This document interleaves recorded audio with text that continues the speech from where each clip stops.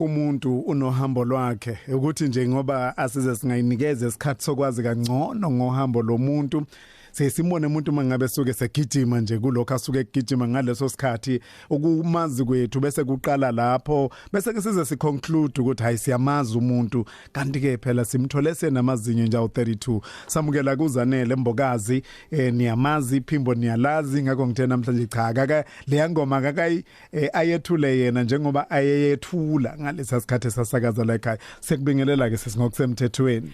Ngiyabingelela Sibusiso, angibingelele nakubalaleli bokhozi. Ngiyabonga kakhulu ukuthi ungimeme namhlanje. Sizokhuluma nawe namhlanje sikumemele kule nkundla iyohambo ke sizozwa kangcono ngohambo lwakho ukuthi intombi imthethwayo izalelwe kuphi, yakhulela kuphi, yafunda kuphi, izala umabani eyizala kubani. Sibusiso ngingumagcino kaMaharris uMegi kanye no baba uDonda uMika wakambokazi. Ngizalelwe eThornwood eDassenhoek kodwa ngasheshe ngahamba ngimncane ngayohlala kaNdengezi. Ngakho ke impilo yami nje as a teenager ngimncane yonke ibe kaNdengezi kuze kube ngifunda umatric la ngibese ngibuyela khona futhi eDassenhoek.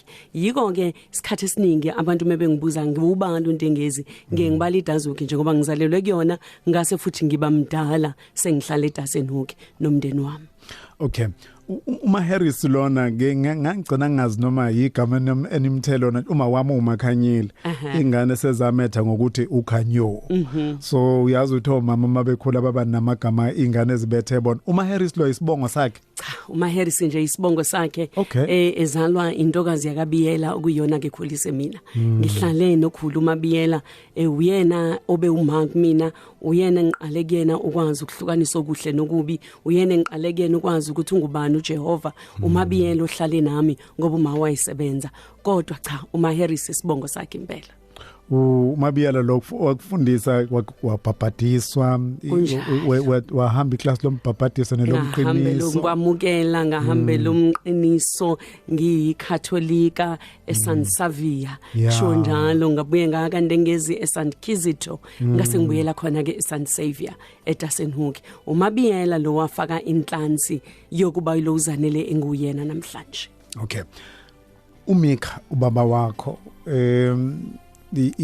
ungamchaza ukuthi waye indoda enjani? Ngiyazi ukuthi uyasho ukuthi ukhule ngizubala kakhulu ugogo ukhula nogogo but ungathi ubaba waye ubaba onjani uMika lo? Igagelisi mangaliso mawubona uMalusi Mbokazi, mawubona uMalusi nje sephakamisa lo lwenyawo ethi nesandla ehuba ingoma ubaba lo.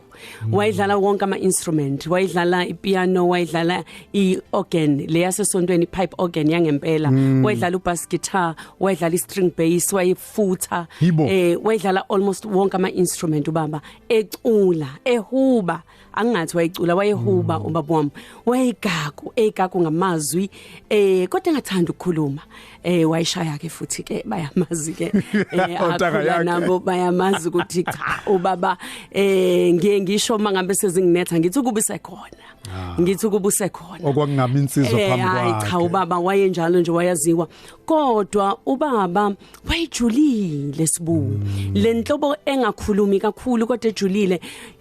Isithombe sikababa engisikhumbulayo namhlanje ubaba ehlala kusofa wakhe ephethe iTestamente elincane, yalikhumbula leli libovu ngililazi kahle, wayehlala ephethe leli testamente bese akhamaculo uDavide akhamaculo ngalamahubo alana khona ingoma yamakatholika ayithanda ethi babusisiwe abamenyiwe esidlweni somthimba wemvana. Ngangayi understand ukujula kwayo ngaleso sikhathi mesethi iso alibonanga athi indlebe ayizwanga athi angenanga enhlizweni yomuntu lokhu uNkulunkulu amlungisele kona akulungisela abamthandayo. Ingoma lezi ngeke ukuthi manje masikhumbula bese siyabona ukuthi ubaba waye ubani.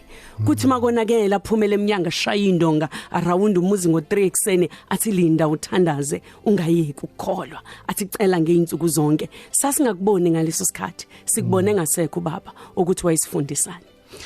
Ubuzalwa indoda Zanele kuyabonakala futhi ukuthi ukujula kwalendoda lembe uyayo yasala kinina njengezingane zakhe. Sikucela ngoMaHarris, uMaHarris ngibe nenhlanhla ke uDonda uMika ngizange ngibe nenhlanhla yokumbona.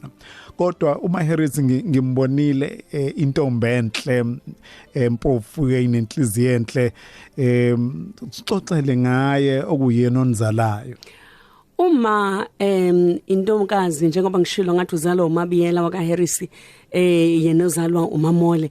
Uma ngifundisa ibindi kuyena. Ya. Inkosikazi engazange izifunde. Kodwa uyazi ikhaya lethu kakhulukazi kaNdengezi besileli khaya ozwa abangani bakho abanako konke okungcono nawe sibubethi ave ninenhlanhla. Uzabangani bakho bathi aniven phiwe kini. Uma namhlanje ngisazibuza ukuthi wayenza kanjani. Yilo nkosikazi kwakuthi makungekho akwenze kube khona.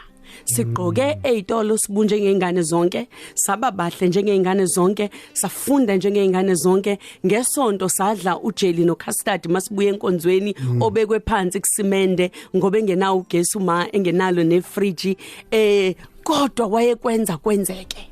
Inkosikazi engifundise ukuthi ayikho into ehlula umuntu wesifazana othandazayo. Akanawo bengenawo amazwi amaningi uma akasifundisanga ngokukhuluma. Angikhumbuli nangelilodwa ilanga uma ehlala phansi nami ethi Zanele asixoxe manje bathi uma ubenza ngifunde ngenkambo yakhe.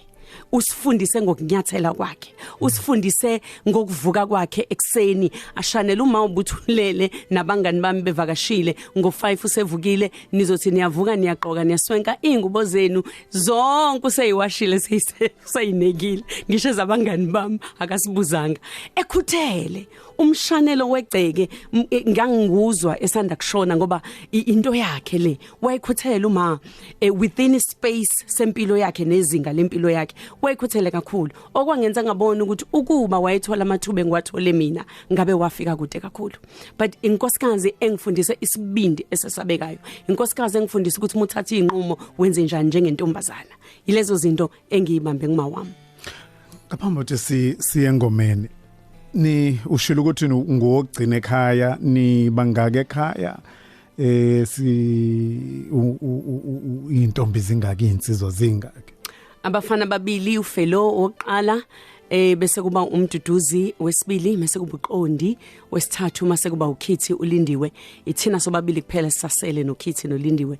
uKhithi oLindiwe uMrs Zulu manje laba abanye sebadlula bonke emhlabeni okwesinye sesigaba esingishape kakhulu empilweni yami ngoba ukuhamba kwabo ngeindlela ezihlukahlukene kungifundise okukhulu cishe ikona okwangiphusha ngize ngibhala le yancwadi yayithi akusiye yakho lempi. Sazi umsebenzi asingazi wena. Abayinhle kabi lawo mazwi ngawathatha kamfundisi uzo nini incwadi yakhe sengengathi kuyibuka.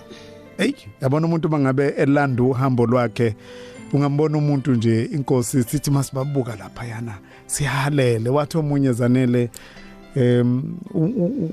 ungahaleli nje kuphela igloria kunjalo kodwa ulalele nestory sami kunjalo mawufuna ukuba naloku enginako uzozimela yini izimpi engidlula kuzona uzokumela yini ukuba yimina uma ngabe uhalela lokhu esengikuphethe ngesandla.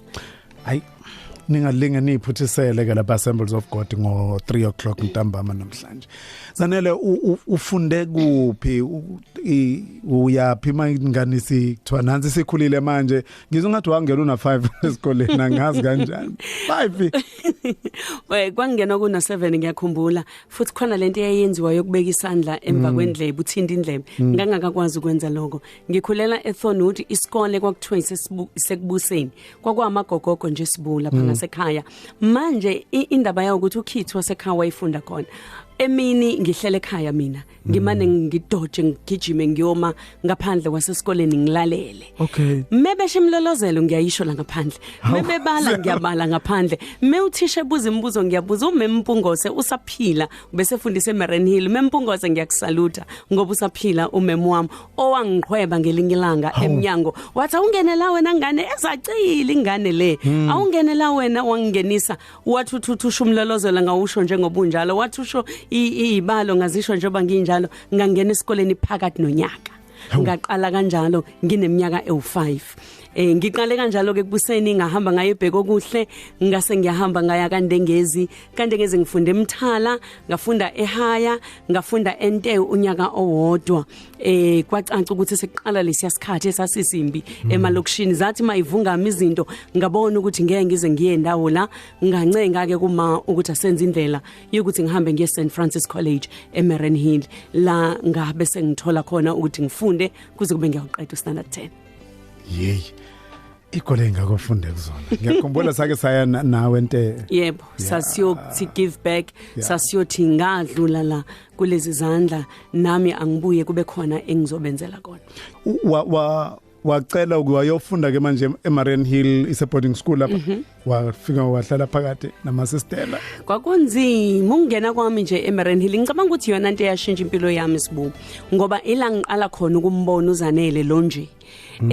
ungena eMarren Hill kwakufanele ngithola itestimonial yasesontweni ebhalwe umfundisi manje uma wayengekho muhle kumathikithi isondlo sebandla engakwazi ukukhokha kwacaca ukuthi ngeke ngize ngingene kanti ubhudi ngaleso sikhathi uyofundela ukuba yiphoyisa eHammanskraal mebuya usiphathela ama gift izipho zebhantshi lalibhala uPierre Cardin ngaleso sikhathi ngathatha lami ngayolithengisa ngathatha imali ngayokhokha isondlo sebandla cha bandla ngaqamba amanga ngathi ngithunywe uma ukuze ngithole incwadi testimonial ngiyise esikoleni mase ngiyangena lo mzuzu naleyo decision leso sinqumo isona esashintsha impilo yami njengoba ngibona ngoba kuma ngithola ngitestimonial incwadi ngaba ngingenanga eMarren Hill ngabe mhlambe ngaphelele endleleni ngifunde eMarren Hill ke kwakunzima ngikhumbula uma sinaye ePinetown ethi kodwa Zanele uyenzelani lento sasithwele itrunk ekhanda uyofunda eMarren Hill uzokhokha ngani uzodlana ezinye izingane zidla kamnandi ema boarding school saguqa phansi noma kukhona kule ncwadi ethi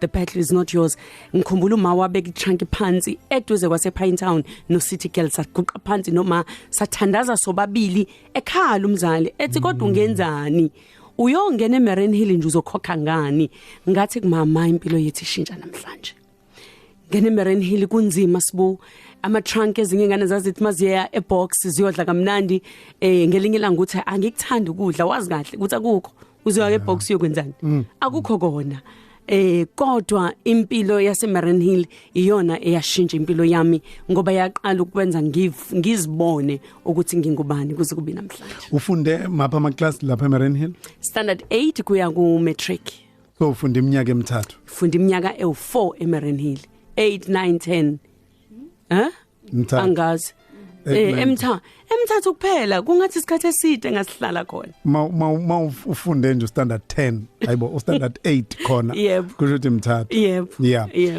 wase uphuma lapho wenze njani so uphasa matric wakho noma mhlawumbe ithi siza ngesikhathi uplana usafunda matric wakho uyitshela ukuthi uzophuma la ubhekephi ngiyamuza umama ethi isimo sinzima ukuza la boarding school how much more kuye university uma ubekade enabantu abantwana babangani bakhe abafunda eMbumbulu College so ekhaya nje kwakunaleli gama leMbumbulu manje lethi na uzoya eMbumbulu kushibhile futhi kuyaphaswa futhi khona izingane ozaziyo ezindala kunawo kodwa mina ngangakufuna kuyeMbumbulu ngithema ngabe ngiqeda esikoleni ngathola ithuba uyazazi lezi izingane eziwama kuthiwa ama pet othisha uma uthisha ngekho wena ofundisayo esikoleni wena ofundisa iclass le history mina wayenza lezo zinto so ngithema ngiphuma ngasitshela ukuthi mhlambe ngizoba uthisha nami ngangiwomunye wabangenathi isiqiniseko sokuthi ngifuna ukwenzani ngenhlanhla sibuya mdinga umuntu empilweni ozokholelwa kuwena kunensizwa yakande ngezi bayazi abaningi ubhudi uzakhele fakazi wakholelwa kumina ngingakaziboni ukuthi ngingubani mangiphasa umatric wayehlenyuka singqongqoza ngikhumbula siyaka Clover ingqongqoze eminyango ethi sanibona ngiphethe nasi certificate sengane iphase kahle kakhulu kodwa ayina imali yokufunda ningamsiza yini abantu abanjalo abangikhuthazile nga apply ke ngagcina ngithathwa University of Natal sekuyi KwaZulu Natal UKZN manje ngafunda khona iminyaka emine ngihlala ngaphakathi khona wenzani ngifunde BA majoring kwipolitiki na kwi-English ngase ngenza i-honors ye-media okuyiyona ke ngicabanga ukuthi yangichanela ngaleso sikhathi ufunda lapha e-university ngalesiya sikhathi kwakuyikhathi angazi noma ngithi kwakuseyikhathi lezi izwe lingakakhululeki kunjalo ngalezo ikhathi kunjalo ufunda ipolitiki yayingenawo umuzwa wokuthi ngenxa yesimo sikuzo noma wawuyithathe nje ufuna ukuyifunda at an academic level. Cha kwakuyisikhathi ngangifuna uku-understand ngoba sasididekile ukuthi kwenzekani ngiphumela okushini ziyabila khona esikoleni Professor Margaret Mason njalo ufile azonitakula nakamaphoyisa sekuyagijinywa seniyabaleka emarese Alan Taylor seniyabaleka kwakuyileso sikhathi so ipolitiki ngicabanga ukuthi kwaku natural nanamanje I'm a student of international politics nanamanje mawungena kwami bangakutshela abantwana ukuthi from Iraq to America ipolitiki ingaphakathi kuthina kodwa ke ngachuza ukuthi mina ngeke ngize ngiyipractice ngizoyiqonda nje kuphela ngiyithande ngifunde contribute ngendlela yakho yami yes akuthina sonke eso practice size siba ama politicians ukuze sikhombise ukuthi siyayithanda kumbe siyayazi kumbe siyifundile. Okay ushintsha kanjani uma usiya honors level umusuvelo ubridge manje kwimedia? Ngangenza iEnglish ngangimajorishe ngeEnglish ngangiyithanda kakhulu ngoba ngangithanda ipoetry ngangithanda ukubhala njengoba ngibhala nje so ukumajorisha ngeEnglish kwakungilidela lapho but ngithe sengikwi third year kwafika le bug yokuthanda ukubhala kwafika le bug yokuthanda ukukhuluma ilanguage esingayithanda ngafuna ukubhala ngafuna ukuyiunderstanda kangcono kanti ngizothi mangabe ngiya kule department yaka media ngafica uSizamambo Mkhize wayomphathwa la ekhaya saficana noSizamambo lapha uzokwenzani ngizokwenza ihonors ye media ngahlala ngayibuka ngase ngiyabona ukuthi kahle nangu lo enguyena mina ngibelonga la ngibese ngenza ihonors ye media eyangivula umqondo sibungo ngoba nga-understand ipower ye-media. Remember ngaleso sikhathi bengingafani namhlanje bengingakashawa ngisho ingcingo emoyeni nga-understand ikangabe thesis yami ekhuluma ngokushintsha kwesimo se-media kuvuleka the opening up of the airwaves ngabhala ngaleyo yinto ngadadisha leyo nto nga-researcha ngaleyo yinto ukuthi yapi le media even le age esikuyona manje yo social media no digital sasubona kude ngalesi sikhathi iyona into eyangenza ngathanda imedia okwangenza ngize ngigcineke sengingena emkhakheni wezokusakaza. Asiqedele nayo yokufunda ke manje ngoba ngifuna sibuye singene usuqala icareer yakho njengomuntu osengena endimeni yezokusebenza. Xoxele ngozanele Mbokazi ese-university into ikhumbula ngibhora ngangila amantombazana abhorayo okushiwo njalo kuthiwa yabhora ngoba nganginalento bazobona abanye sibungu ngoJanuary ingane zesikole kakhulukazi nginale ncwadi yami entsha ezayo ethi one day ngangilo umuntu ka one day baya ephathini ngiya library ngoba ngithi one day ngangizazi ukuthi ngiphumaphi ismell sepoverty sasinzima kakhulu kumina ngangafuna ukuphindela emuva ngangiyintombazana ka one day manje ngolehlanu ayadunusa ama truck aletha utshwala bamahala esikoleni ezithina ithatha incwadi iqonde library hey madoda siya enkonzweni ekseni balela abantu bavuka emaphathini manje ngangilo ntombazana bagqoka amajini abizayo baxabana nabazali bafuna izinto ezibizayo nginazo kodwa wayekhona isitolo kwakuthiwa kaLucy ePinetown samasekeni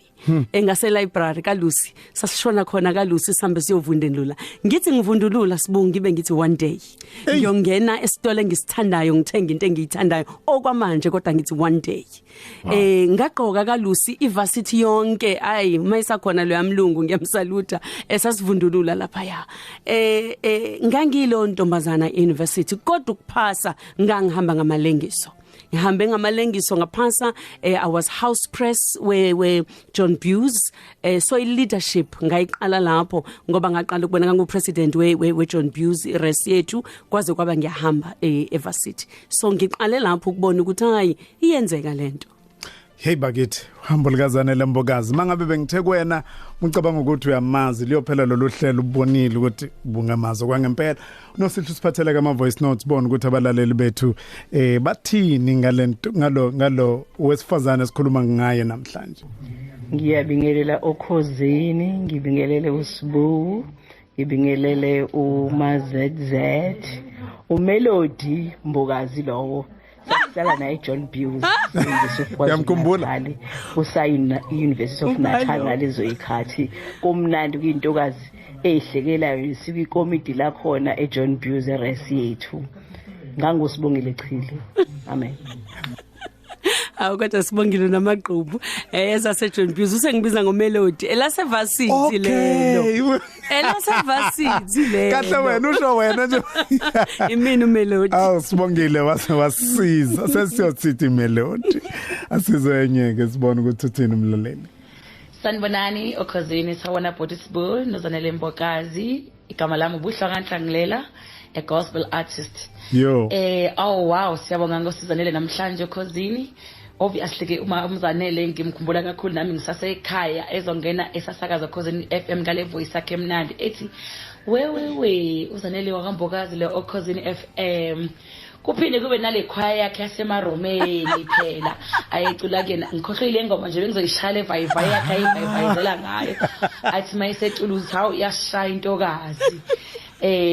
Nakhona futhi lapho ngiyakhumbula ukuthi umuntu obekathanda umndeni wakhe kakhulukazi umama wakhe sasikhona nasemingcwabeni kama wakhe wambona ukuthi uyikhululile intokazi uyasho ukuthi mama ukwenzile kwakhe emhlabeni hamba kahle. Bekunalezi inkonzo zakhe kade ezenza ngama 31st eDurban ngaba December benginokudriver from ekhaya because ngisuke ngiyise ekhaya ngo December ngoba isikhathi esiningi ngiseJoburg ngihambe ngeinkonzweni zakhe. One of the inkonzo ngahlala kwazi kwasa ngajabula ngoba weza kimi one of the years azongibonga ethi ngiyabonga kakhulu I will never forget this ngoba ufikile wahlala kwazi wafika ekseni uzo attenda inkonzo ngiyabonga kakhulu. Ngahamba ngiye ekhaya ngijabule kabi ukuthi nje usizanele uze kimi wazongibonga ukuthi nje ngihlala inkonzo yonke. Then abese bomphathi wama Gospel Crown Awards nami I'm one of the artists who has given many chances kuma crowns sibonga kakhulu. Siyazi ke kuningi akwenzayo urelease nencwadi yakhe khona ne women to woman which is one of the things that I'm planning to attend next year. Kuningi uNkulunkulu asazomsebenzisa ngakho siyabonga kakhulu Botisbull nosizanele. Wow. Ubuhle. Wayilanda le ndaba yakho. wow Angifuna ukuyona. Hlela unethezekile nje ulalele nalo uhambo lukaZanele Mbokazi siza ama voice note bathina abalaleli bethu. Sanibona Sibu uThando sibiya lokhulumayo. UZanele ngimazi kakhulu ngimazi esase Maranhili.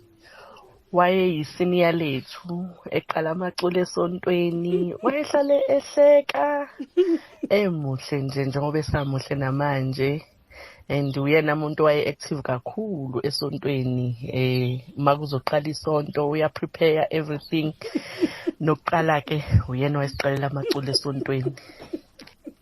Wow. Uyamkhumbula? Iminyaka emithathu ngiqala amaculo. Khumbula ukuthi San Francisco College giwe enkonzweni ekseni njalo. Hayi ngesonto phela naphakathi neinsuku. iHymn book yamakatholika ila ekhanda. Alikho iculo engingalazi, alikho futhi engilibuka kwiHymn book. Yeah. Izolo bengisemngcwabeni bengcwaba amakatholika ubhuti obeseceleni kwami uze wangibuza ukuthi amaculo amakatholika ukawakhohlwa ngithi kanjani. Ayikho into engingayikhumbuli ngoba ngangiqala amaculo ngihlela inkonzo for 3 years full ngaphandle kwasesontweni nje kodwa sengisho esikoleni. Yeah. Sizenye futhi voice note nosihle nangesho ukuthi hayi angena impela. Sanibonani mina ngunikeziwe wakakhuzwayo eDududu. Usizanele Mbokazi nginakho ukumazi kancane nokho sibona sekunesikhashana eside. Mangikhumbula kahle ngithi kwaku 2002 or 2003 bengenza iarts mina lapho kwakhona iorganization engicabanga ukuthi waye member kuyo eyayibizwa ngo-public relations. Sabizwa lapho ukuthi siyobhalisa kulo organization ngoba sifuna ukuyo exhibita imisebenzi yethu e-exhibition center ama exhibitions aba ngabo September njalo ngabo September. Ngaleso sikhathi kwasathiwa iSMM fair. Ngaya khona ofisini la ngicabanga ukuthi naye way member kulona kwathiwa si register ngo-100 sa register. Ngakho 100 ukuthi kulo 100 satholelwa iaccommodation. Mangikhumbula kahle ngathi lela hotel lalibizwa nge4 seasons ngaleso sikhathi accommodation yazo zonke lezi insuku ze-exhibition. Yep. Kulo accommodation khona ne-transport esisusa kulelo hotela isise exhibition center exhibit imisebenzi yethu singakhokhanga mali enye ngaphezulu kwalo 100 rand. Hey, ngiyambongela usizana leMbokazi, ngiyambongela umqondo wakhe ukhulile naye engathi angakhula ayiphambili angayeki. Ngiyabonga. Yo. Wow, le ndaba ezindala kangaka kuqala iSMME. Ukhumbuza lokhu esenikubona eThekwini kuthiwa iDurban fair, iDurban Business Fair. Yeah. Siqale ngaleso sikhathi ngabizwa umasipala wathi ngingayenza yini lento, sayiconceptualize, sayibhala, sayicabanga ukuthi izoba njani kusizo somabhizinisi abancane. Yabizwa ngeSMME Fair. Uqinisile usisi, sasihambela ngisho indawo emalokishini sichaza ukuthi kuyini uku-exhibit. Ungaboni abantu sebe exhibit kulula. Sasichaza thina ngoba babengazi kwakuyisimanga ukuthi yini le.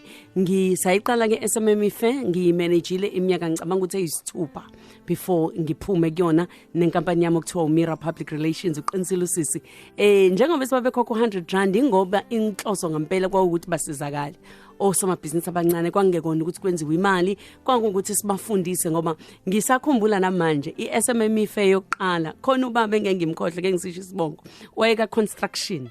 Samchazela ke baba wozo exhibit uzokhangisa, wabuza ukuthi ngiphatheni, sathi noma yini yasemsebenzini. Yazi wafika nani neblock elilodwa, ngaloba ngithi iblocks yini iblocks elilodwa. Wafika walithi qithi phezu kwetafula wama. Usekhangisile uyakho 90 ngiyenzayo. Ngeke ngize ngimkhohle wafike wenze njalo. Kodwa ke enye into engiyiqhenya kakhulu ngayo engibonga ithuba lokuthi umasipala weTheku wanginika ithuba kungakajwayeleki ngimncane ngaleso sikhathi saqala into engaka. Namhlanje ngeke ngithi mangiyibuka isiyinto engaka ekuzana abantu baphesheya kuyona, ngisho ngithi iminyaka eyisithupha saqala into eyilegacy eyohlala ikhona. Senze foundation ngaleso sikhathi kwakukhona Fred Peterson nabanye esasihlala nabo kuse sidweba lento eyumhlahlandlela namhlanje esisiza abantu abaningi kangaka. Nganye yohambo likaZanele Mbokazi, njengoba uzwa nje abalaleli bethu ke beyikhulumela, sibheke indabeni Zanele sizophothula ngale kweindaba. Kodwa ngiyathanda ukuthi siye indabeni ususitshelile ngecareer yakho. Wabuye euniversity, wasebenza kuphi, fika nini la ekhaya, uphuma sekwenze njani, wayapi? Sibu ngithema ngiqeda euniversity ngase ngivele sengutholile umsebenzi, ngiqashwe inkampani isikhondla uUnilever, ngasebenza khona as a marketer. Yila ngifunde khona imarketing yangempela. Ngaleso sikhathi ke noma ngiqedile honors yami bengenza amakhoza amaningi eceleni, o public relations, o marketing, bengenza into eziningi eceleni amakhoza engawenza. Kodwa ngisebenzeka Unilever, ngasebenza kuma brand abantu abawaziyo Sunlight o Dove, wona ama brand kodwa kuma brands ami lawo okungifundisa ukuthi yini imarketing yangempela. Kodwa ngenxa ukuthi khona lento eyiloku ingibiza, uyazi sibuba uhambo usukufuna ufuna man file uphushe kuze kubuya fika la uthi khona sengifike ekhaya. Abantu abaningi ngathi mangithi ngiyaresign ka Unilever kwathi uyahlanya ke manje, uyagula ekhanda, uyapi inkampani engangihola imali enkulu ka Unilever, ngiphuma esikoleni ngimangele ukuthi imali enhle kangaka.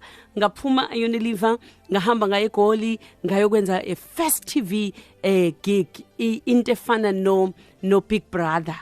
Kodwa thina kwakuthiwa iLive Wire, kwakhethwa abantu abawu8 izwe lonke ukuthi bangakwazi ukuhlalisana beyinhlanga ezihlukene. Ngakhethwa kuleyo nto ke ngangena kuLive Wire NNTV ngaleso sikhathi, ngahlala endlini njengaka Big Brother nje inyanga ezayifaye zibe u12. Kuliwa sihlangene siyinhlanga ezihlukene, uyacabanga ukuthi kwakunzima kanjani ngaleso sikhathi. Ngaphuma lapho ngaya kosebenza, sengibuya ngifuna ukubuya eGoli ngize ekhaya, ngasebenza kuma Africa newspaper as editor we women's supplement. So ngangibhala ngi-editor i-women's supplement, ngithengisa nanephepha.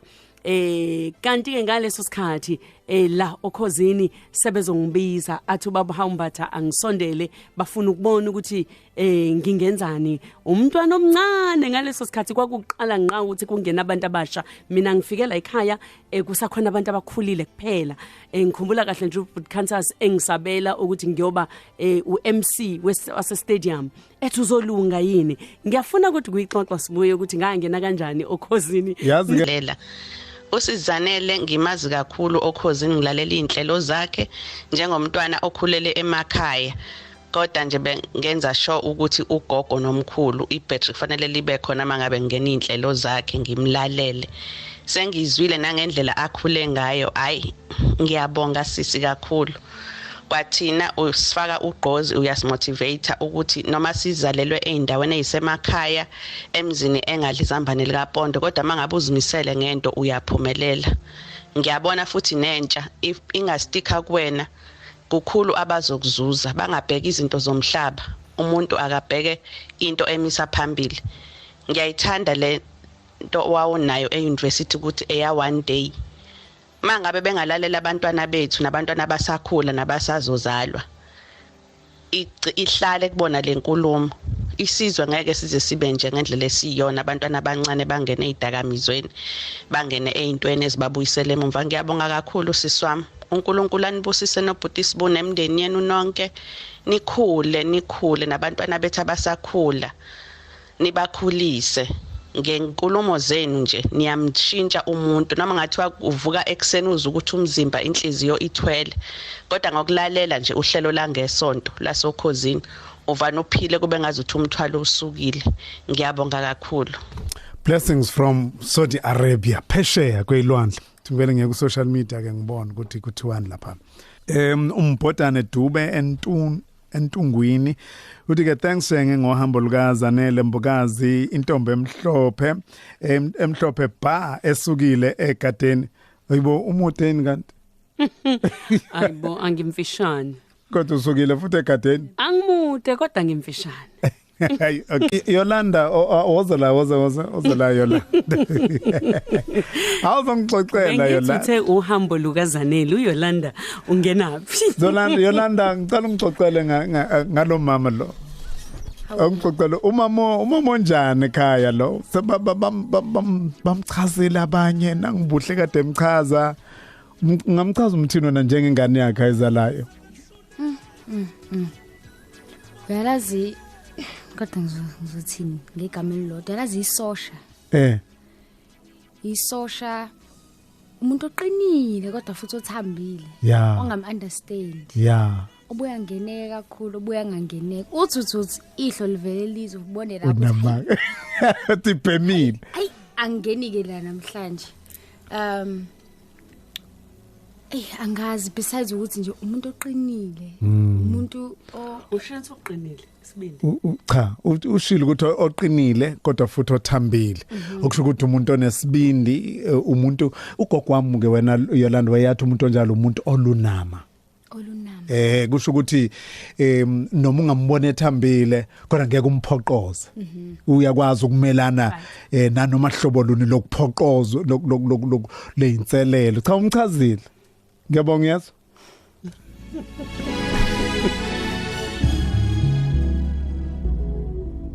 Isona sambeli sethu sokugcina ke ngonyaka ka2019 umsakazo wethu Ukhozi FM usungena esikhathini senews volume yazazi ke ziyashintsha inhlelo zethu asazi ukuthi siyuvula ngobani unyaka kodwa ke sikhetha ukuthi siuvale ngoZanele wakambokazi I'm sure ukuthi uyasho ukuthi cha hayi usilethele inkunzi malanga ungena kwakho Ukhozini Zanele ngifuna uqala ngisho nje ukuthi ngisamangele ukuthi ingane yami ingibiza ngesosha ideep kakhulu leyo message ukuthi ngiyisosha sibu mangena Ukhozini ngingena njengawo wonke umuntu nga auditionwa ubhuti Bheki Msani ngaphasa kwathiwa ngiyangena kodwa kwaphela izinyanga ezintathu ngingakaze ngisakaze bengiphathela ubhuti Kansas City ama record wayephatha ama record amaningi ke engiwaphathe mina ngihle nawo ngifike la ngene so ngangena ngo3 to 6 kodwa ngizohlala ngimbukele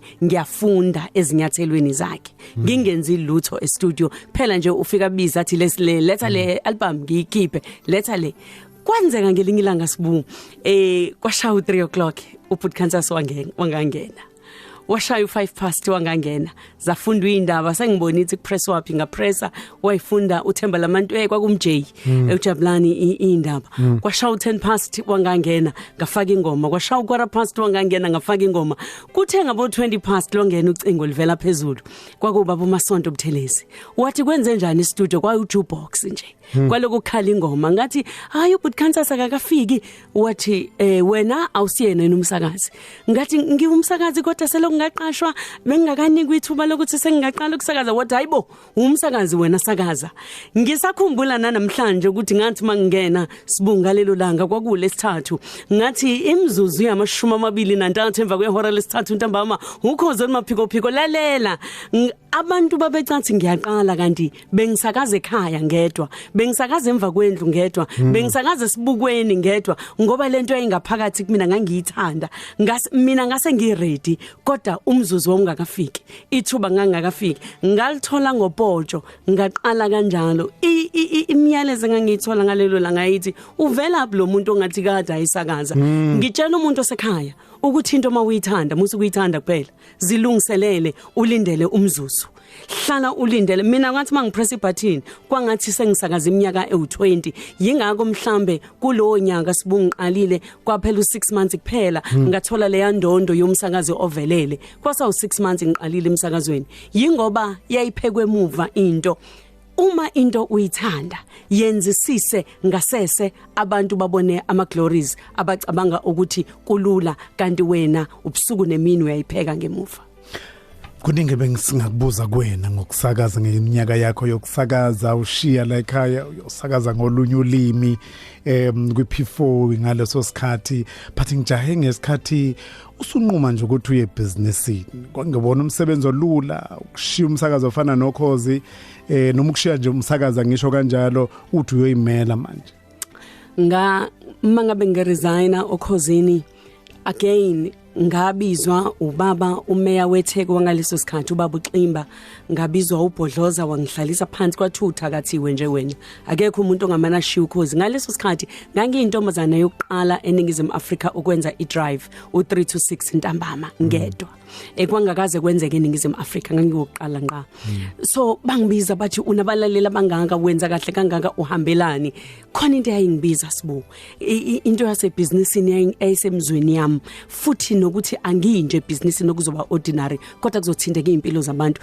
yayingibiza lento ngaphuma ke ngiyoqala inkampani yami uMira Public Relations and Events osakhona namhlanje sasigubha ngonyaka ozayo nje sobe sithi 20 years sigubha leyo mnyaka ngaya koqala ngangaphethe lutho ngangena imali kodwa ngangiphethe ngoba wonke umuntu wayengibuza ukuthi uthola imali enkulu yini cha ngangiphethe faith ngangiphethe ukukholwa ngangiphethe ulwazi lokuthi sengiqoqe yonke lento ngifuna indawo ezokwenza uzanele akwazi ukusebenzisa wonke lamatalente amahla kodwa futhi abuye angihlule nami ngoba kwesinye isikhathi uyahlupheka uhlushwa ukuthi unamatalente amaningi kakhulu wesibu kufanele ukwazi ukufunda ukuthi ungakwazi konke kodwa ngeke ukwenze konke abanye bethu bashawa iloko ukuthi sifuna ukwenza konke nami ngiqale ngazama ukwenza konke ngase ngiyabona so ngiqala inkampani ke the rest is history ekuyona engilidele ukuthi kuze kuzoba imanje ngisasenza lo umsebenzi wakuma events waka PR waka marketing kuyimanje sibuse ngiyafundisa abantu abafuna ukwenza ama events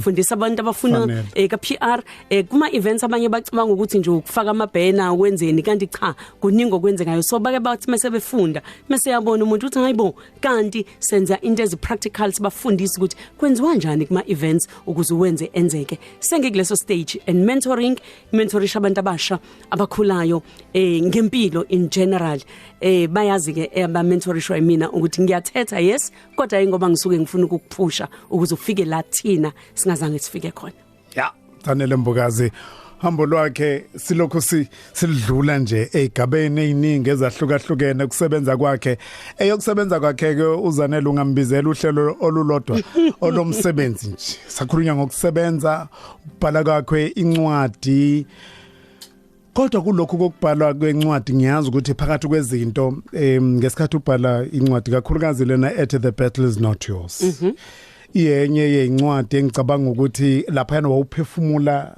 iexperience yakho ubuhlungu esibuthola mangabe ufunda kuyazwakala ukuthi izinto odlule kuzona kunjalo udlule kunengane zakwenu edlulile emhlabeni ngiyakhumbula nje ngicabanga ukuthi khona nomshana wakho Sifisi igama lakhe Sifisi washonela la izandleni zami yeah ngiyasikhumbula isikhathi uma Harris egula isimo sinzima uma Harris engasakwazi ukukhuluma zonke leso sikhathi ezekufika lapho adlula khona emhlabeni lezo zinto lezo umuntu omunye ohlangabezane nazo ngiyafisa ukuzwa ukuthi ubungamluleka umthini umuntu ngoba wena une experience impilo Sibusiso iyakukhulisa uNkulunkulu akakunika ngaphezulu kwamandla kudlule ubhuti emhlabeni wabulawa ke ubhuti wami omdala washiswa asimbonanga njengoba kwakuwumlotha kwashona abodadewethu abafowethu ubaba uSifiso usushilo ngaye waphelela la ezandleni zami uma ugule ephethwe icancer ibrain cancer angikholwa ukuthi sikhona isikhathi esasibhlungu kanje empilweni yami engasakhulumi kodwa eswa sifike ekhaya cishe zonke insuku siyohlala phezulu kombhede sicule bese siphila ngaloko nje siyomculela emehle wavulile kodwa akasiboni kodwa futhi akakhulumi 3 years uma engasakhulumi isikhathi lesi esasibhlungu endlela isimangaliso engithi no sekhaya onomuntu ophethwe icancer noma ogula nangasiphi isimo ungadikibali azi ukuthi abanye abantu bayabadabukela ogula kuphela bakhohlwa ukusingatha laba aba affected isikhathi lesi uNkulunkulu asuke efuna nina kusona siqine kakhulu sabumbana kakhulu mina nosisi wami ngeke uzusithinte namhlanje ngoba isona sikhathi sabambana ngaso umzuzu uma owangijabulisa engiphila ngawo njalo wayesezohamba wasibiza sobabili wabheka wasibamba izandla sobabili noKhithi wayihlanganisa waseliyaphuma izwi wathi kulungileke wasibamba izandla sobabili thina kwakuyisibusiso esiphelele leso ubunzima esihlangabezana naso ngeke uzubumele ngaphandle kaNkulunkulu ukuba sibu uNkulunkulu empilweni yami angizange ngize ngibe naye ngaba ngizange ngiyimele izimo eziningi engidlule kuzona ngidlule kwizimo eziningi kodwa okungijabulisa ukuthi wena unginika ithuba lokuqala ungathi uyaprofeta abalaleli bokhozi nabanye nje abamlandelile uZanele bazolithola ithuba lokuthi bazi kangcono ngaye ngoba simuvela kwisigaba esisha isigaba la bezokwazi ukuthi bayilandele khona impilo yami yonke ikakhulukazi la kulama episode abathola ukuthi bakhule ngawo bafunde kuona ukuthi mina ngime kanjani ezimeni ezinzima engidlule kusona Ngiyathanda ukubuza umbuzo ukuthi ungashiya isikhowudele leyo nto sitshela ukuthi ibheke iphindlela ichapter entsha empilweni yakho kodwa kunombuzo engingakaze ngikubuze wona ngizowubuza lo mbuzo namhlanje ngingazange ngicela imvume yakho ukuthi uyathanda yini ngobuze fana nentatheli namhlanje uLarry King isikhathi sakho ngiyacabanga ukuthi umendo njengomuntu wesifazana umendo wakho woqala uyona yonke into kukuwena uma kufika lapho umendo wakho woqala uphela khona ufike lapho uthi khona ngiyaphuma waphuma ngesango ngisho ngoba kunomuntu wesifazane njengamanje omunye bambize ngamagama uhlulwe umshado njani angifuni ukukhuluma ngawo but umuntu ofikelwa ileso sikhathi esifana naleso ungathini kuyena ngifuna ukuthi uyibhayisa kweyakhe experience uthi wena wama kanjani iba neqiniso kuwena akekho umuntu ozokuphilela impilo yakho mina khumbula ngiphume ngesikhathi esinzima bengakabi kuningi kangaka ukuphuma kwakunzima sibu especially ngoba bengima emapulpit ngikhuluma nabantu besifazane manje ngayibuza ukuthi kanti wena Jehova ukuphi khona lesi sikhathi engasho njalo ngaso kodwa ngase ngithi uNkulunkulu uyangithanda mina kodwa uyayizonda divorce ngifuna futhi ukuthi ma umuntu wesifazane ube neqiniso kuwena ungablame omunye umuntu lalela umshado uthatha abantu ababili awukwazi ukuphointa isandla kuphela komunye ngisho ngabe kuthi ubhede kanjani omunye khona kodwa nawe la uhluleke khona isikhathi esiningi ke imshado sengisebenze nokhwezela ngasebenza nama couples manje sengibonile iyodwa into ukhiye kakhulu emshadweni kuningi kodwa iyodwa ebalekile ama expectations angakhulunywa ungena unama expectations ulindele ukuthi lo munye umuntu ufunda ingqondo yakho uzokwenza lento iyona mengasayenza khumbula sihlangana sibadala ukhulelekini ngikhulelekithi kodwa mina ngizo expect ukuthi uzokwenza ABC mungakwenzi ngibona ukuthi awuyena lo muntu kumbe wrong kanti awukho wrong ama expectations akusho ukuthi kumele abe impilo yakho injalo nje ngakho ke uma ubona ukuthi ayingangawe baningi abantu abasemajele ngihambela amajele abantu besifazane ababoshiwe abagcina bebulala abayeni babo abanye bafile sibu bebekezela ngoba sikhule emndenini okuthiwa bekezela ngifuna ukuthi iba neqiniso kuwena uyazi icathulo mazikushisa sishisa wena wedwa yilwa zama cancelishwa khuleka kwenze konke ukuze uthi mawuthatha isinqumo sokuthi ngiyaphuma kungabi khona nelodwa ilanga o regreta ngalo phuma ngoba usuthi yazini ngikwenze konke Sanele okuningi bazokuthola ku socials akho kumuntu active kakhulu kuma socials nayo le part le yokuthi ubheke la ubheke khona sizokuthola khona lapha kuma socials nikezeke ama socials akho engakusho nje sibu kancane ukuthi njengoba siqala ichapter entsha njengenkampani noZanele uqala ichapter entsha si move from ukubhala si move from ukukhuluma siya ku screen esikhulu simuvela kuma film. Okay. Simuvela kuma movies. Watch the space. Yiloko nje ngingakusho. uZanele Mbokazi ku Facebook fan page @MbokaziZanele ku Instagram kanti ngine YouTube page nayo lengxoxo namhlanje uzoyibona ku YouTube page yami Zanele Mbokazi ngena nje usubscribe mahala Mbokazi Zanele Mbokazi khona. Ngiyabonga kakhulu sibu ithuba lakho ngiyabonga nje kuba la uma wami wayethi kuseni njalo singasafuna ukuvuka athi vukani mantombazana niyolala ningavuswa umuntu ngifuna ukuthi ekhaya umuntu ongakhothele angimthandi mina ngoba asakhile la sila sisebenza kusakhanya sizodlula kodwa kuyosala umbhalo njengomnenke kuyosala kubhalwe phansi ukuthi sake sabakhona.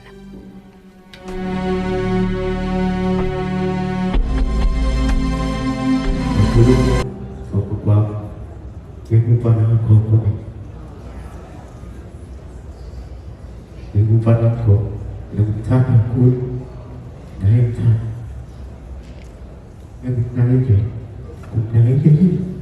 ngikunakelela kakhulu throughout sonke isikhathi mengimuzwa ekhaya ikhohle ngiye ngiyafast ngompheka kumbuthula sometimes ngiyatshela ukuthi manje sekukhathele it's about when Kate, it's called Kusubarat. Just Subarat. So big at it. The main cast. So she's here. Only man, you're cool. Kota. He gets mad. Because I'm here. Now, mom says, because it's Nick. Nigga, me tag. John, the messing humble is calling. It's okay, kumbur, just papa, kubuya maji. Uma sometimes this is better. Pumi skole, yeye nyumbe.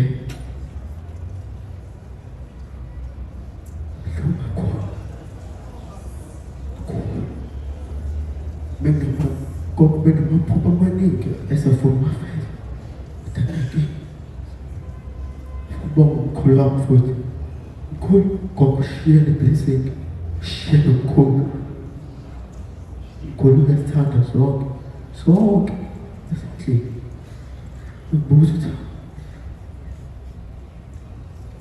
Go, Sabok, good. Tata, the face floating, but you open the floating caucus of God. We blessing within a song. It's in a song. Ninguém for no coxo, conta. Ai, it's a house. Acabou.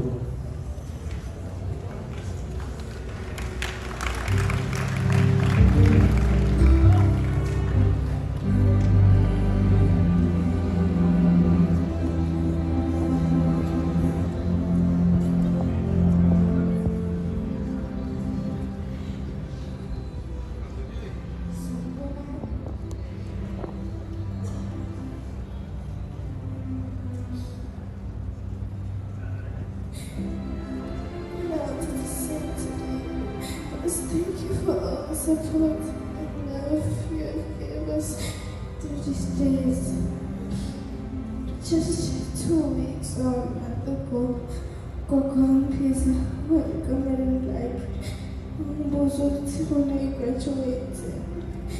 Ngitshela ukuthi ngi-graduate nga-8 years. But I want to see you graduate. And they said, I'm sure you will. Gogo always wanted me to be a model and walked on the stage with her. So in the future, I will try to do it without her.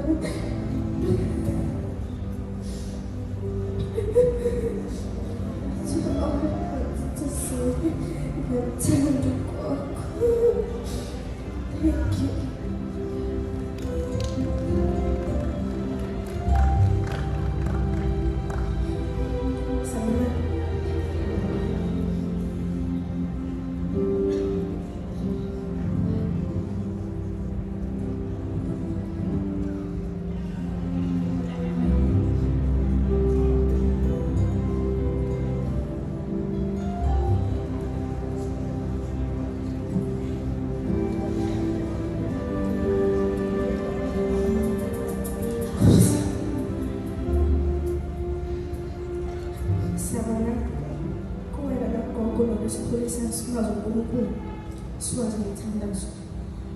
Because right now, the only thing we can do is lift our hands, just thank God to heal all of us.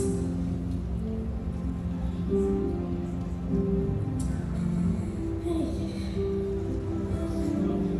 I have nothing to say. Because God knows my heart. And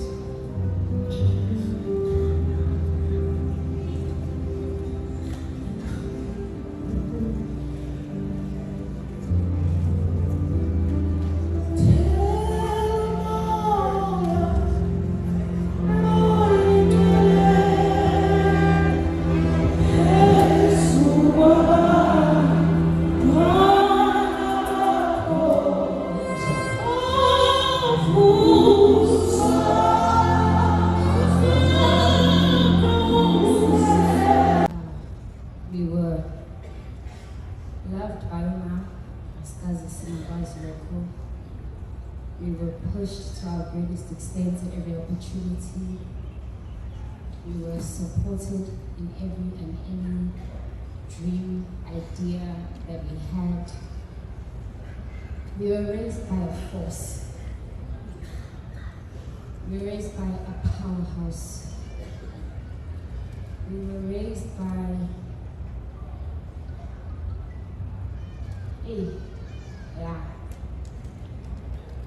ushilo kids wathi thina lekhaya kids asimbizi amagama akhe simbizi ngomamkhulu asimbizi ngogogo simbizi ngegama ushilo kids wathi kuhlungu but one thing I made sure of being Baba is to, like Anderson said, is masifundisa ukumazi uNkulunkulu noma kunje uthi uyawabhala amehlo uyathandazwa uyazama ungaphumi lutho kodwa okubalulekile is that we're still coming before him, we're still kneeling at his altar. Uyazazi inhliziyo zethu silimele kakhulu. To say otherwise would be an absolute lie.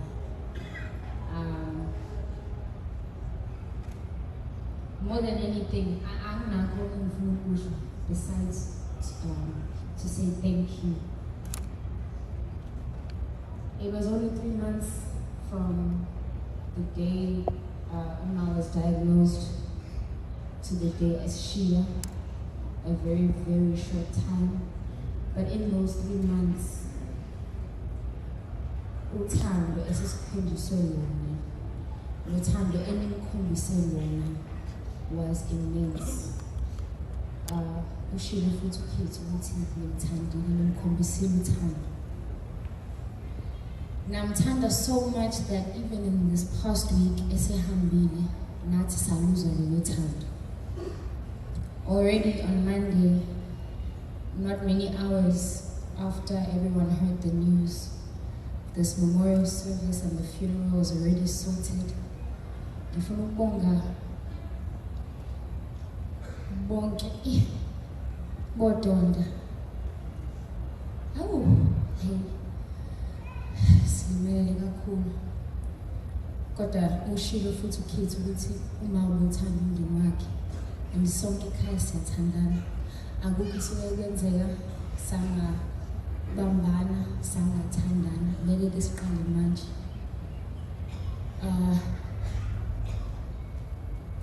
Baba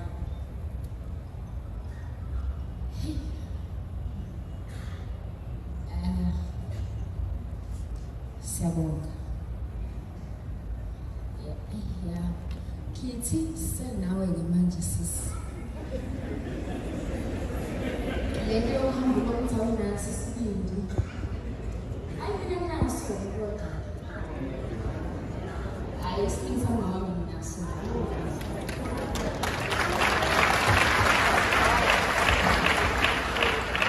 Nginaso. Not to that level. Ngafika lapho kodwa nginaso. Islimele. Siyazi ukuthi our lives will literally never be the same again. But the amount of love we have received and we are continuing to receive is so much. Angeke ngisho ukuthi kuvale isikhala, but it is making a big difference. Kuthina sonke. Siyabonga. Siyabonga.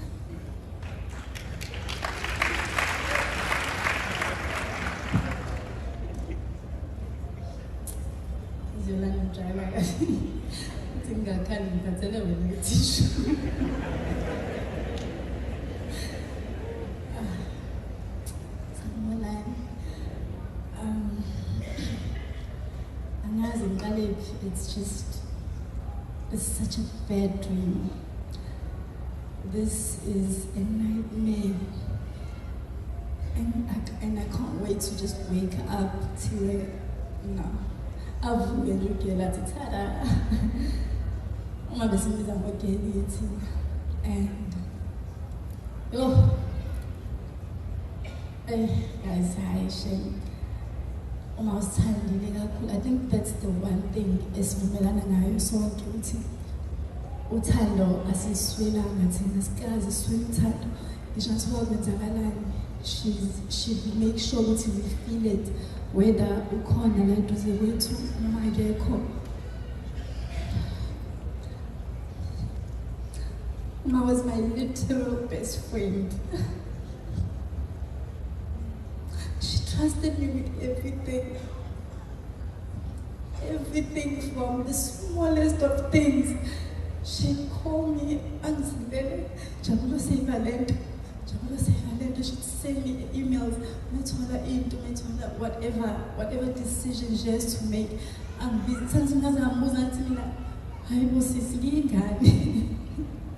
I'd remind her sometimes, and everyone keeps saying, Jabulo, you have to be strong. I trusted you with the kids. She trusted you with the family. I don't think I'll be able to do it.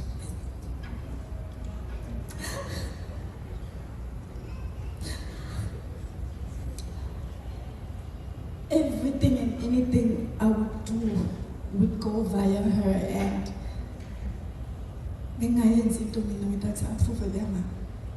and she would make sure she pushes me to I won't tell this, but she made sure, and the past few months, there were signs, but I think we just blocked them. Ubenza izinto, angitshela izinto, engithi hayi sisi why?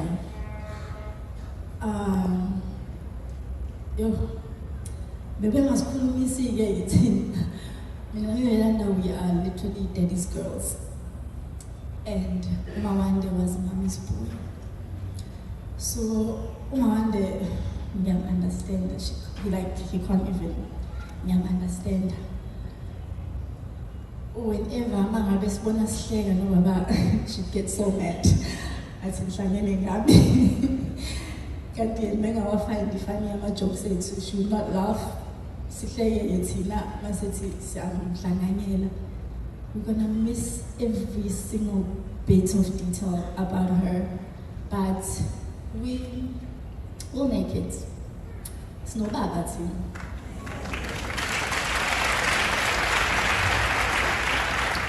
If there's one thing that we know about Sisinayo, is the support. Ngiyayibona, the extended family and everyone else. Sino baba thina, sino Kitty. Kitty, I have no choice. I have no choice. Siyeza khuluma these past days, angisazi uba ekhaya uthe yabona nje umama kusiyama ngazi imizofana ngithi mina yebo ayikho leyo nto. Umama ushadile, but umama ushadile ngithi mina uZulu akabuye azohlala nathi la. Ababuye bonke. Ake kithohambayo. Ucathi uzoshiya noba. But I'd like to thank each and every person ola, because beziningi izinto engabe niyazenza, but you guys decided to be here with us. Siyabonga kakhulu. Then waseshilo Nkosi yami yo emthandile uma Nkosi yami unthandile nani namthanda. I'm sure you're not gonna miss Leo's voice and sizokhumbula nathi, but just nazi ukuthi it's not the end of the world and life goes on. I always tell myself ukuthi ngeke kuze kudlule, but it will get easier with time. So Siyabonga to each and every abangani bakhe Nkosi yami yo, they were at home every single day beshintshana bafike ekuseni bazibahambe ebusuku. Umndeni wakambokazi siyabonga, you guys were there. Amakherubi yo Aisha Ibandla. So yeah, everyone, the departments, her friends, her colleagues, thank you so much guys. Siyabonga nikwenzile kwabanye kwenzile kuthina church umthandile. And last week we spoke and she said, if anything you guys must take away from me, ngathi ngiyafisela ngiyakhulekela ukuthi ngithathe inkani yami engcwele ngingayidedeli, and we are going to do just that. So thank you very much, and yeah, siyabonga siyathanda.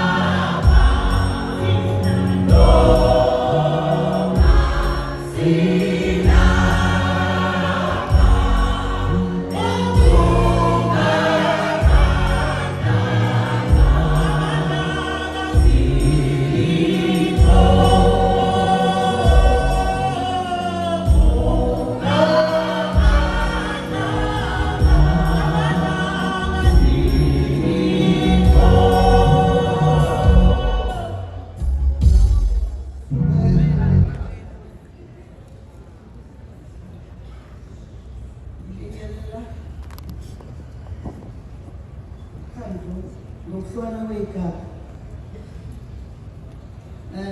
Bese sayithola lo uzanele njengoba kamshila lemchaza uzanele mhlawumbe nazo uzanele lo okay uzanele nesekhaya lethanda sekhaya mina bengithi yiphara nesekhaya beyiphara hayi la bezanele emazi yebo ngabe manje usekhumulile icathulo wayilahla lapha yawuhlaba ingoma ekade fake umswenko bengapheli isikhaleni uyayishintsha into beyathanda amasiphi amnandi amasiphi ngithe kulabo bhuti abenza iprogram nangumgqibelo ngiyacela yebo kuhle konke lokho kwenzekayo kuhle kodwa ngicela bathi ukuthi bafake umsiphi uzokazanele ngoba uzanele ubeyithanda leyo nto khona indlela yakhe uzanele bayazoni kufanele ngibona amanxusa ephithiza lekhaya uzanele ke lokho niyenze eqondile kodwa ngicela nifake into kazanele ukuze nami ngijabule naye ngicela umfile uzanele into kazanele lezo siyani sengibingelelile angena mina bethi bathiwa ngikhulume ngithi zanele ngizocula bese yakhuluma-ke wena ungumsakazi ngizana nozoba umsakazi ngisho nomuntu omgobho ngiyacula wena ukhulume namhlanje angazi ngicabanga ukuthi ngizomala kuthiwa angikhulume ngokugcina wakwethu angazi ngicabange lokho namanje kuthe noma ngibona ukuthi khona into ezayo kodwa ngiblockile isikhathi esiningi bengafuna ukuhlala naye endlini yedwa ngoba bengafuna akhulume nje ngento esondele kufeni bengimu-avoid athi mengifikile athi usuke wakho wathi uzongigada uzolala nami ngebhishopu ngithi ngizonela zumeke ngimshiye ngizobuye ekuseni futhi engizomubheka ushone ubhuti wami wesithathu ngathi uma wathi mesifike endlini ozanele sathuka nje sabukana sonke wasethi awuthukani kuzawey'ngane esakhulumayo ezingathi uthi asithule esithini wathi awuthole ukuthini ngathi yabona mina engifuna njengamanje uthi ngisukume nje ngithuke inhlanga athi hawu wathi ngadiniwe kakhulu ukuthi kahle khona ngadiniwe kakhulu ukudinela uNkulunkulu ningixolele bafundisi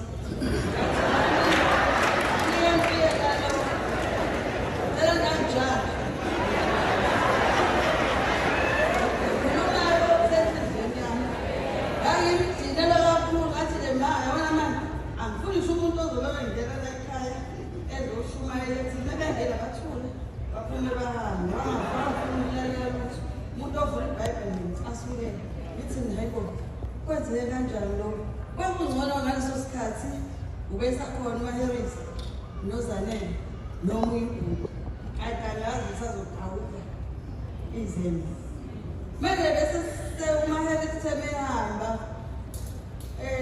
ephinde hamba ngaso isifo lesi msinyanyana ngacela uNkulunkulu ngamcela bekumkhulu kwami ngithi ngiyacela ngabe saphinda bekhona umuntu emndenini wami ohamba ngekhensa nakusizukulwane sethu ngiphinde ngimcele njalo ngithi yabona-ke God usudicide ukuthatha omunye wethu othatha mina kuqala angithatha uZanele ngoba enesibindi uZanele yena ekhaya ukuthi noma kwenzekani bekuthi umuntu elele manje sokhala 2 minutes manje useya-organize usenza yonke into emncane kodwa nginathi bengumagcina yonke into nje yakhe wayenza kanjalo bengihleze angimnake ngibe naso isibindi sikaZanele ngcono uthathe wabane uNkulunkulu wenza konke vice versa yabona izindilwelana namanje baphinde buyisa ukudinwayo imali namanje ngidiniwe ngikaxola uzobuya ngithandazela kusibali ngazi ngidiniwe manje angifuni lutho ngiyanizwa nakhuluma ngithe nje lapha endlini yabona nomuntu owasakuqhamuke manje angifundelele ivesi yokuthi ithole inkosi iyalidinga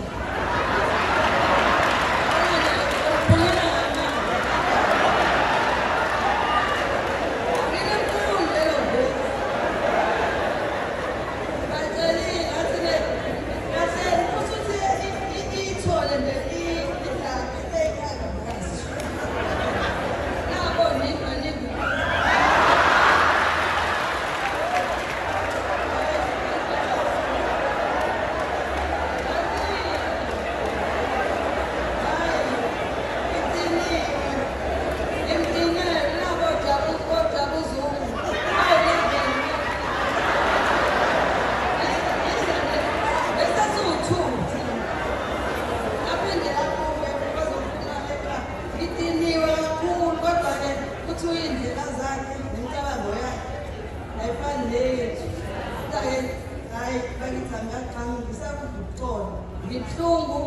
uzanele nje ube yonke into njengoba bemchaza benze ekhaya kwemnandi uthandile abantu lefike egase nokuzanele bekuchwaze bathandile uthandela abantu abaphansi ukhwaze yonke into ngoba akakandaba nalabantu lengelenayo iningi yona deyithanda impela le ubeyithanda kube mnandi endaweni abantu ngiyabonga uthando abakhombise zanele kulo 3 months onzima 3 months odosididile bakhombisa uthando ngoba abantu abaningi bebefuna ukusiza ngayo indlela ngaze kuthi-ke asezikhala ngalo bethi abantu bangithokisa angazi bayenthi ngithi-ke ngithi ubuhlezi ukhala ukuthi wena unesho yokuthi abantu abo bengakubongi abantu basizile esikhundleni salokho abantu baphenduka izitha zabo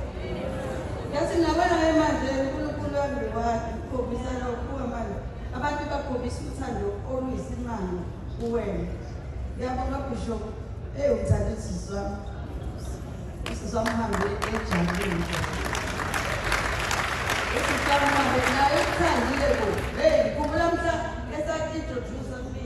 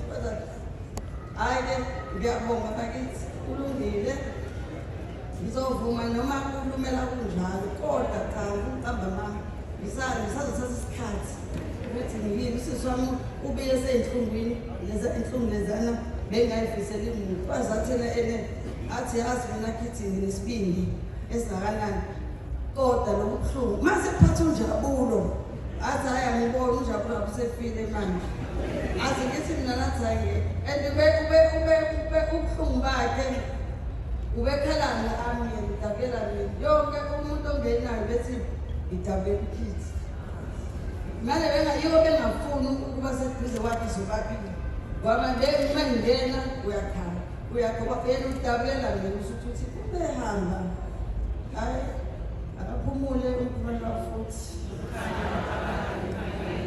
akhulule ngokuhle amen.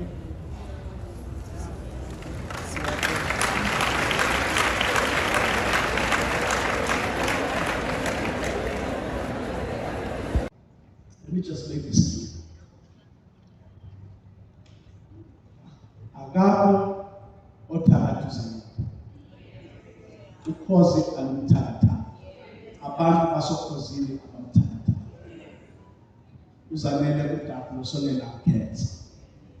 Uhambile ngoba uNkulunkulu umbizi. Sonke asazwa. So everyone know this. Akukho ukuthakathi noma okubi amenze konke abantu basokhozile bonke they have been good to her and very precious to her and she spoke well of all of you. Just want to make that clear so that all of you know akathakathwa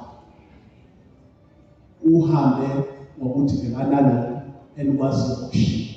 It's not witchcraft. And lastly, ngamkhulekela ngiyala kasibeka abanye babuzana bathi sasinangithi you shall live, you shall not die. Ngasho vele ngoba ngumuntu weBhayibheli.